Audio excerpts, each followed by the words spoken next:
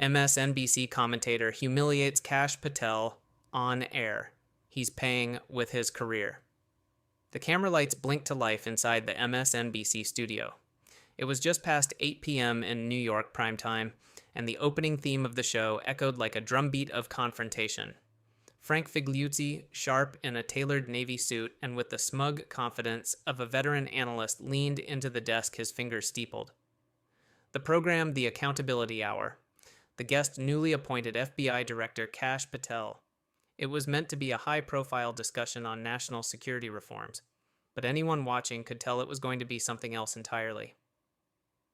"Good evening," Frank said, the corners of his mouth curving just slightly. "Tonight, we welcome the man behind the new face of the FBI, Mr. Kash Patel." Kash nodded politely. He wore a charcoal gray suit, crisp white shirt, and a tie just a shade too conservative for television.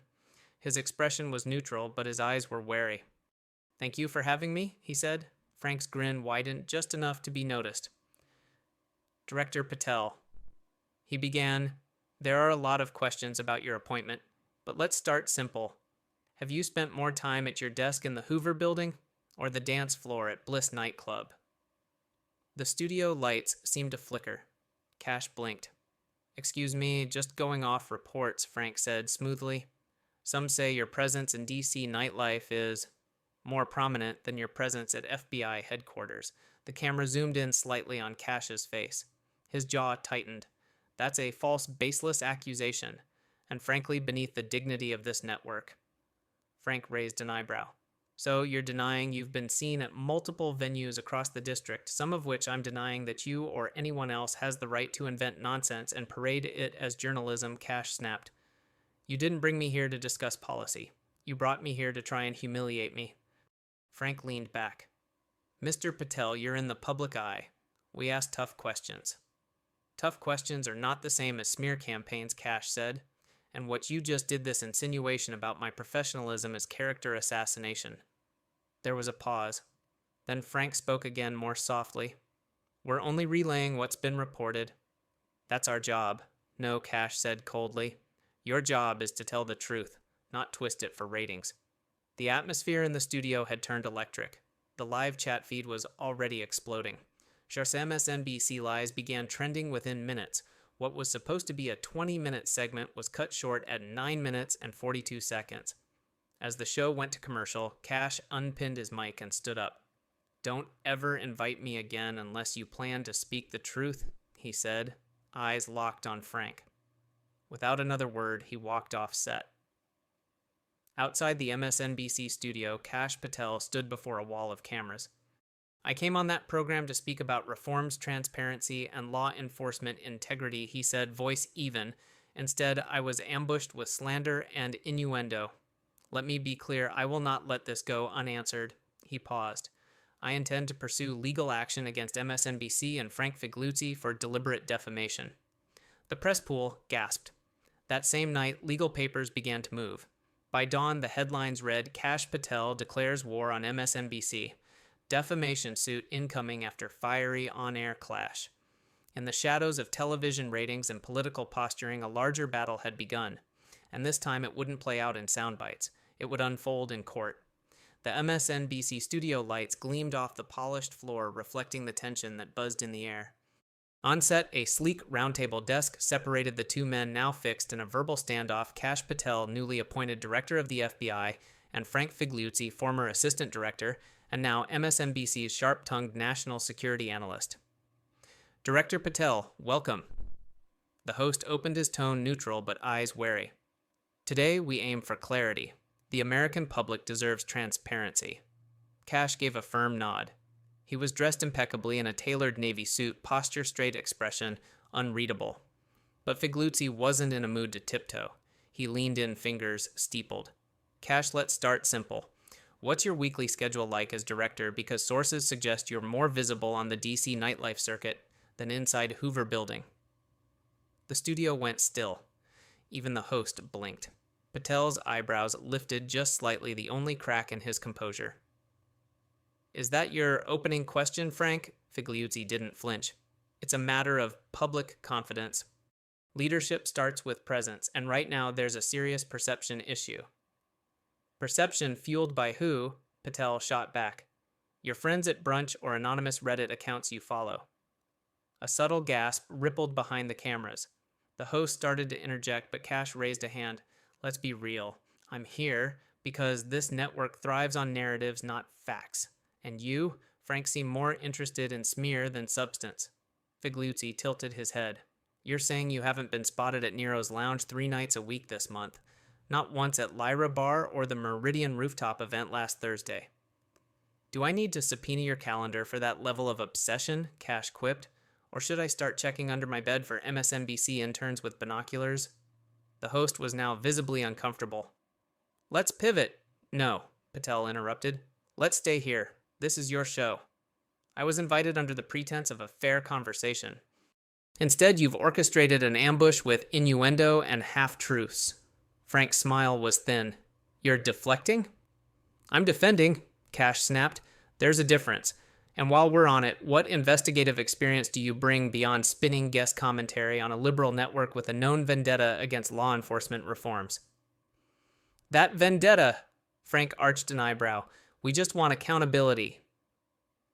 Then start with yourself, Kash growled, citing sources without receipts, throwing reputations into the fire for a few thousand Twitter likes. The temperature on set had dropped noticeably. Enough, the host interjected voice, finally breaking the impasse. We're veering into personal attacks. Director Patel, do you deny... I deny the farce you just tried to parade as journalism, Kash said firmly. You want accountability, good.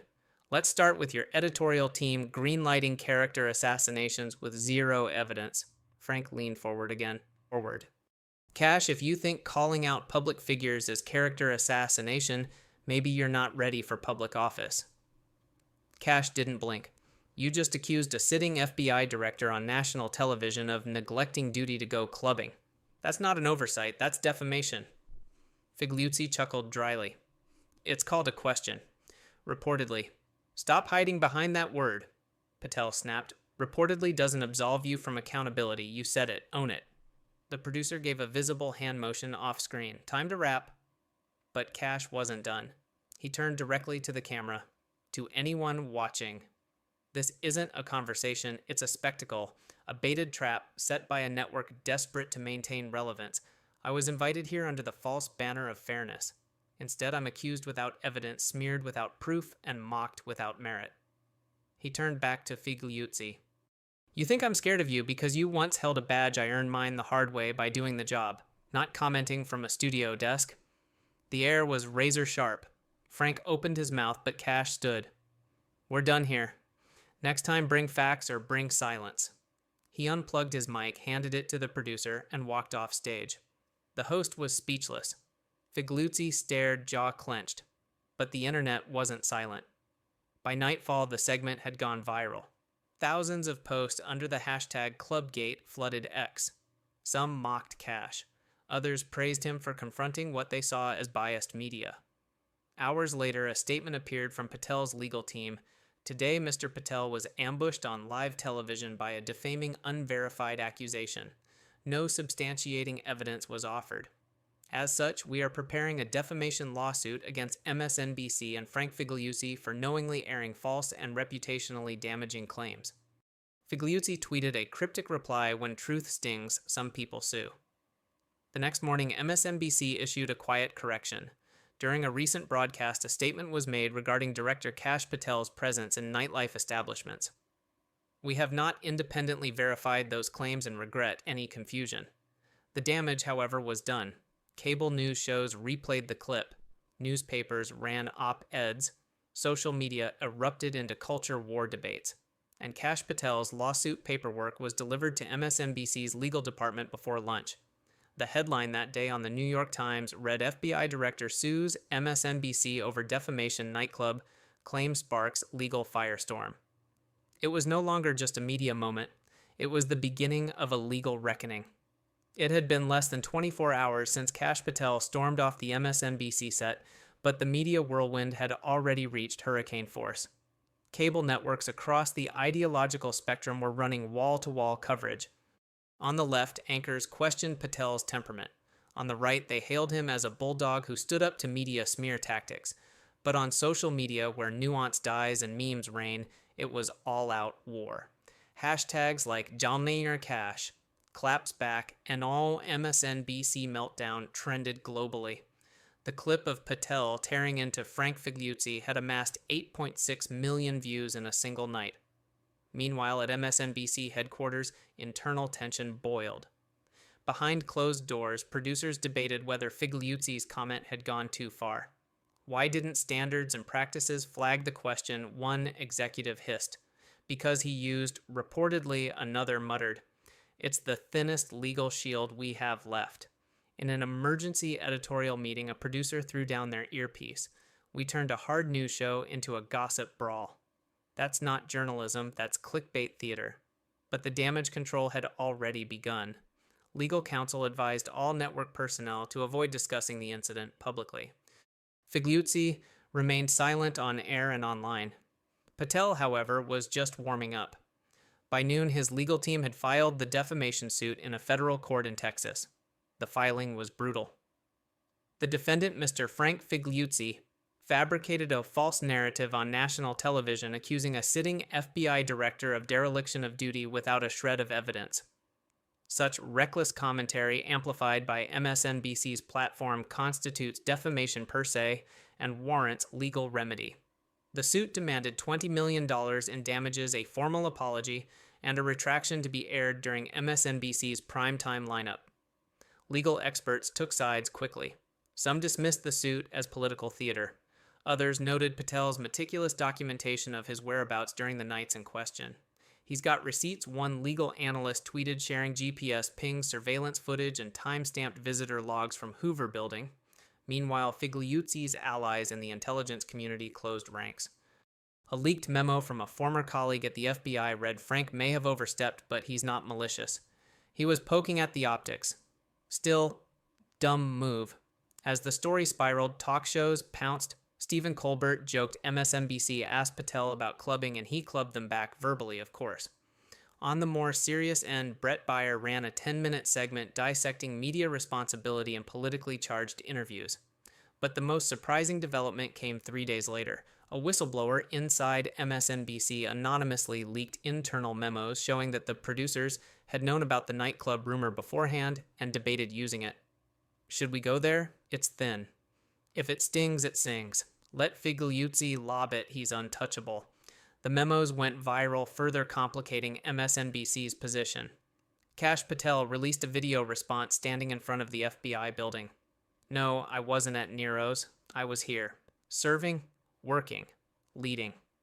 And I'll keep showing up while networks like MSNBC spin tales to distract from the truth. If they think this ends with a soundbite, they're mistaken. The backdrop of Hoover's pillars gave the statement gravitas. Commentators noted his strategic use of setting and tone-controlled assertive presidential. By the weekend, political strategists were buzzing. He's not just defending his name, one said on Fox News. He's test-driving a campaign style. In private circles, speculation ran wild. Was Patel aiming for a higher post, Senate VP? Even the Oval? Whatever the future held, one thing was certain: this lawsuit had become a crucible for credibility, not just for Patel, but for media institutions writ large. MSNBC, sensing deeper PR fallout, announced they were conducting an internal review. They released a terse statement: we are committed to journalistic integrity and regret any unintended mischaracterizations. Unintended mischaracterizations. Kash Patel responded on X, formerly Twitter, that's not an apology.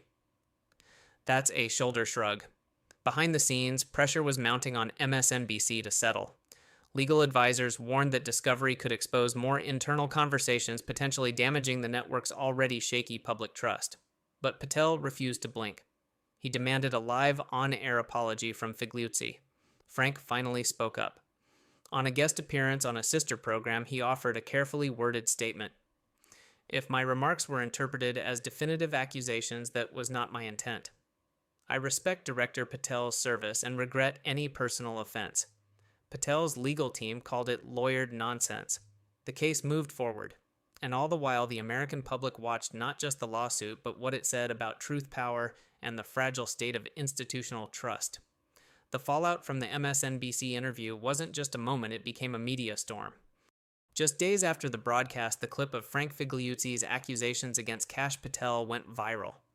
From political talk shows to Reddit threads, the soundbite "Kash spends more time at nightclubs than in his office" was looped and memed. Inside, the Beltway figures on both sides scrambled to react. Progressive pundits applauded Figliuzzi for what they called a brave truth bomb. Meanwhile, conservative voices cried foul, accusing MSNBC of orchestrated character assassination.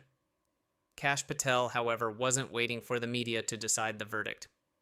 That Thursday evening, Kash appeared on Fox News, sitting across from Tucker Carlson with a gaze that could slice glass. "You invited me on here because you saw what they did," Kash said, finger steepled. "This isn't journalism, it's a political mugging in prime time." Carlson nodded. "What was going through your mind when you heard it?" Kash didn't hesitate. "I thought, this is the game now. They can't fight facts, so they throw mud, but they forget I come from the intelligence world. I know how to handle disinformation." The segment was a hit, the ratings soared, but more importantly, Kash laid the groundwork for his response, not just in the press, but in court. Behind the scenes, his legal team had already begun drafting a defamation suit. In Texas, where defamation laws offer a broader path for plaintiffs, the plan was simple exposé, not just Figliuzzi's comment, but the systemic failure of MSNBC to uphold basic journalistic standards. Frank Figliuzzi, for his part, tried to clarify in follow-up interviews. On CNN, he stated, "My comments were based on multiple sources, reliable sources, suggesting unusual patterns of behavior." "Do you have documentation?" the host pressed. Figliuzzi hesitated, not in the traditional sense. But there were indicators, patterns, whispers, internal chatter. It was weak, and the internet knew it. Memes bloomed overnight, Kash in a disco ball suit dancing with bureaucratic folders. Others showed Figliuzzi in a trench coat whispering, "My source is my vibes." By the weekend Kash had filed his suit, the document was scathing. Line by line, it laid out not only the defamation, but also the reckless negligence of MSNBC's editorial oversight. Kash's lawyers argued that no internal verification had taken place, no fact-checking had been conducted, and no effort was made to balance Figliuzzi's claims with reality. Since becoming director, the filing read, "Mr. Patel has not stepped foot in a nightclub. Not once." Surveillance logs, travel records, and sworn staff affidavits all confirm this. The statement was invented and weaponized. MSNBC's legal team tried to pivot. "We regret the remark made during the segment. It does not reflect the network's standards, and we are conducting an internal review," they said in a press release. But it was too little too late. Kash wasn't backing down.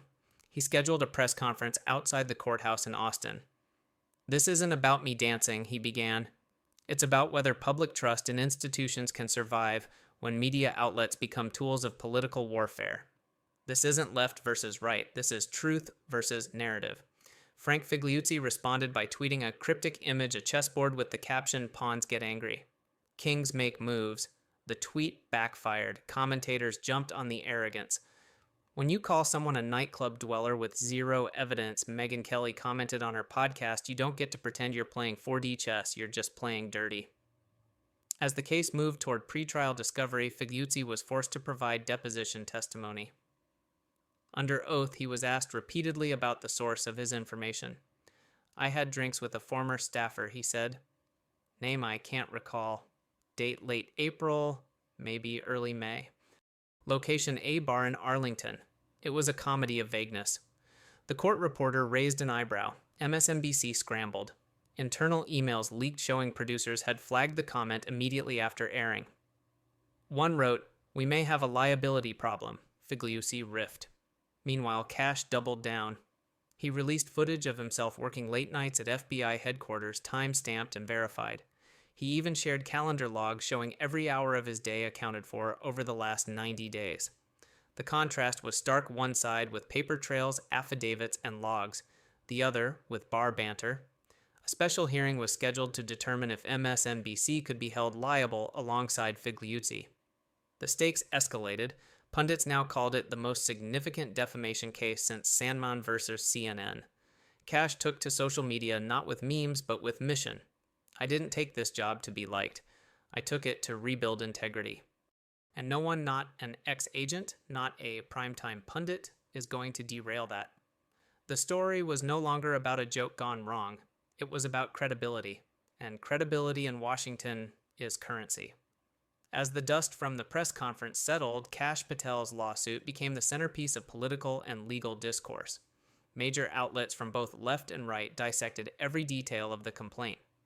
While MSNBC issued a tepid statement expressing regret, the network's refusal to apologize directly or retract the full segment only emboldened Kash's case. In legal circles, Patel's strategy was praised. The complaint was not merely emotional, it was tactical, citing clear legal precedent, documented evidence, and a timeline that dismantled Figliuzzi's credibility. Depositions began. Kash appeared first seated calmly in a polished navy suit, eyes unwavering as he answered each question with military precision. "Mr. Patel," the defense attorney began, "you're alleging actual malice. Can you prove that Mr. Figliuzzi knew his statement was false?" "Yes," Kash replied. "He admitted under oath that he had no direct evidence. That's called fabrication. And your reputation, I am the director of the FBI. My integrity is not optional. It's everything." On the other side of the table, Figliuzzi looked tired. His once cocky smirk had wilted under weeks of negative press and mounting legal pressure. MSNBC's legal team pivoted to damage control. They proposed a confidential settlement, which Kash declined. His message was clear: this wasn't about money, it was about a message. Inside MSNBC, panic set in. Senior producers exchanged emails full of concern. How did this make it to air? Was it vetted at all? We're looking at millions in liability. Even Rachel Maddow, off-air that week, commented privately to colleagues, "This wasn't smart." Frank Figliuzzi's public appearances dropped. When he did speak, his tone shifted from bold to guarded. On a podcast, he mumbled, "Everyone says something they regret." That wasn't enough. The pretrial discovery unearthed internal MSNBC meeting transcripts. In one, a segment producer warned Frank is going off script again. Another added, "Let's cut his feed if he starts speculating." The decision to let him continue airing unchecked became a liability. Back in court, Patel's team introduced new evidence, an internal risk memo MSNBC had circulated one day, after the segment aired, admitting the network lacked corroboration for Figliuzzi's claim. The judge leaned forward. "Did the network air unverified personal accusations against a public official?" he asked. The defense stammered. "It was a live segment. We trusted the contributor." But the contributor offered no proof, "No, Your Honor." The courtroom stirred. The judge set a date for summary judgment consideration.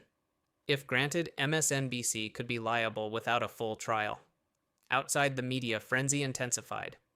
Legal analysts speculated this could reshape how networks handle live punditry. It's the Alex Jones effect, in reverse one wrote. This time the official is fighting back. Meanwhile, Kash maintained his composure.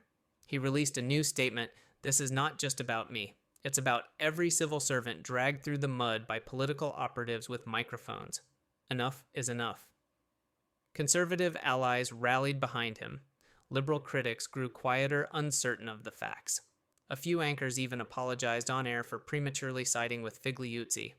Then came the final blow. Figliuzzi's contract with MSNBC was put on pause, according to a leaked internal memo. His image disappeared from the contributor page. Quietly, without fanfare, he was gone. The story reached its peak during a televised court appearance. Patel, standing before the judge, spoke firmly. "This isn't personal. It's professional, and it's about the truth." He turned slightly, locking eyes with the defense. "You invited me to speak, and when I didn't fit your narrative, you tried to humiliate me, but you picked the wrong guy." The judge nodded slowly, then declared, "We will proceed to final arguments next month." As reporters flooded the courthouse steps, the tone had shifted. What began as a snide remark on cable news was now a referendum on media ethics, political smear tactics, and the value of institutional credibility. MSNBC issued one last statement, vague and apologetic. "We respect the legal process and remain committed to high standards of journalism." But the damage had been done. And for Kash Patel, the mission was far from over.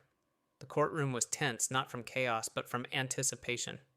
The final day of hearings had arrived. Every seat was filled, reporters packed along the walls, cameras waiting outside like vultures. At the center stood Kash Patel, stoic, focused, ready. Figliuzzi entered, flanked by his legal team. No signature smirk today. His eyes darted briefly toward Patel but didn't linger. Judge Martinez cleared his throat. We're here for closing arguments in Patel versus Figliuzzi and MSNBC. Both parties will have 20 minutes. Kash's lead counsel rose. Your Honor, ladies and gentlemen of the court, this case is not just about reputations. It's about recklessness in the public square. Mr. Figliuzzi claimed without a shred of proof that the sitting FBI director was frequenting nightclubs. He called that journalism. We call it defamation. She paused, letting the weight settle. Ask yourselves, what was his goal, to inform or to undermine? When Figliuzzi's attorney responded, the contrast was clear. His argument leaned on freedom of speech, the pressure of live television, the blurry lines of political commentary. Hyperbole, he said. Our client made a colorful remark, not a factual assertion, and MSNBC clarified shortly after. But the judge wasn't buying it. Clarification after harm does not absolve the initial act. The court recessed for deliberation. It took less than 2 hours. When the judge returned, the room went silent. In the matter of Kash Patel versus Frank Figliuzzi and MSNBC, this court finds in favor of the plaintiff. Gasps. We award $7.5 million in damages, $5 million in punitive, $2.5 million compensatory. Figliuzzi slumped slightly. His lawyers looked stunned. A murmur rippled through the gallery. MSNBC's statement came swiftly. We respect the court's decision and are reviewing the ruling internally. Outside, Kash Patel stepped to the microphones. I didn't ask to be defamed, but I demanded to be heard. And today, the truth won. He took no questions, just walked down the courthouse steps. Tie loosened the wind, brushing against a man who had not only defended his name but struck a blow against political media hit jobs. In the weeks that followed, cable news shows examined the case like scholars sifting ancient texts. Was this a precedent, a warning, a victory? Figliuzzi disappeared from the media. His last social post, a vague quote about redemption, received more mockery than sympathy. MSNBC's editorial board revised its live segment policy. Contributors would now be briefed thoroughly before air, and every segment would pass an additional layer of legal review. For Kash Patel, vindication brought not just closure, but elevation. He wasn't just a public official anymore. He had become a symbol of pushback, of standing firm, of what happens when smear meets steel. And in quiet circles of government and media alike, the message was heard loud and clear: don't mistake silence for weakness.